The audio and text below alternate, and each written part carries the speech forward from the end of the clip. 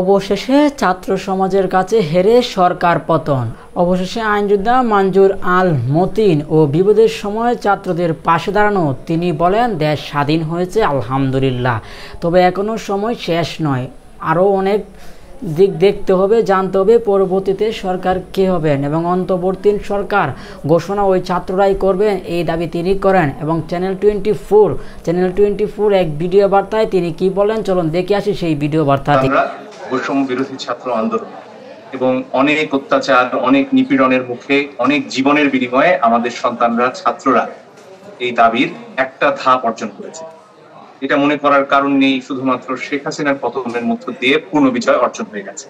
আমাদের ছাত্রদের লড়াই বৈষম্যের বিরুদ্ধে, আমাদের ছাত্রদের লড়াই অনাচারের বিরুদ্ধে, অবিচারের বিরুদ্ধে, এবং এই প্রথম ধাপের শেষে যে নতুন বাংলাদেশ রাষ্ট্র সংস্কারের কথা তারা বলেছে, সেদিকে আমাদের এগিয়ে যেতে হবে। আসলে আমি বেশ খানিকটা শঙ্কিত প্রথম ধাপে আলোচনা সেনাপ্রধান যাদের সাথে করলেন সেই ব্যাপারে।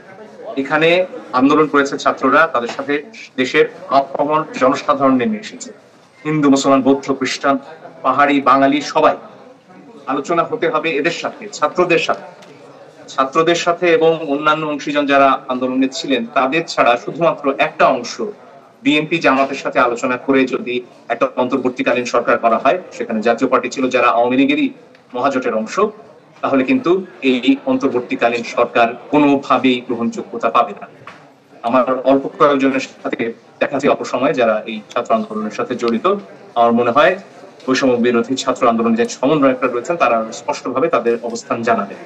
এটা খুবই পরিষ্কার যে এই ছাত্র আন্দোলনের নেতৃত্বের সাথে আলোচনা ছাড়া অন্তর্বর্তীকালীন সরকার হতে পারে না। এবং আমি ব্যক্তিগতভাবে বিশ্বাস করি যে অন্তর্বর্তীকালীন সরকার হবে, তাতেও যথেষ্ট সংখ্যায় এই ছাত্রদের, এই আন্দোলনকারীদের এবং আরো যারা নাগরিক সমাজের জড়িত ছিলেন এই দাবি আদায়ের প্রথম ধাপ পূরণের ক্ষেত্রে তাদের অংশগ্রহণ অবশ্যই থাকতে হবে।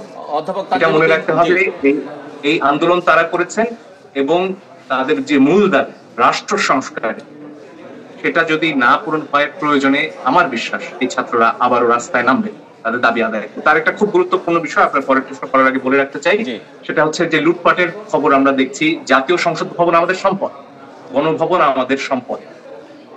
আমাদের ভাইয়েরা যারা আমাদের সাথে আন্দোলনে ছিলেন, এখানে অনেক সংখ্যালঘু আমি নিজে দেখেছি, হিন্দু, বৌদ্ধ, খ্রিস্টান, তারা আমাদের পাশে ছিলেন। আজকে সংখ্যালঘুদের উপর যদি হামলা হয়, এটা এই পুরো আন্দোলনের উপর কালিমা লেপন করে। আমরা কোনোভাবেই সেটা হতে দিতে চাই না এবং সবার প্রতি আমি আহ্বান জানাতে চাই যাতে এটা যে কোনো মূল্যে, আমরা যারা মাঠে আছি, যারা বিজয় মিছিল করছি কিংবা নিজের এলাকাতে আছি, তারা যেন যে কোনো মূল্যে আমাদের সংখ্যালঘুদের নিরাপত্তা দিই। এবং সেনাবাহিনী এখন পর্যন্ত মাঠে আছেন, তাদেরকেও আমি এই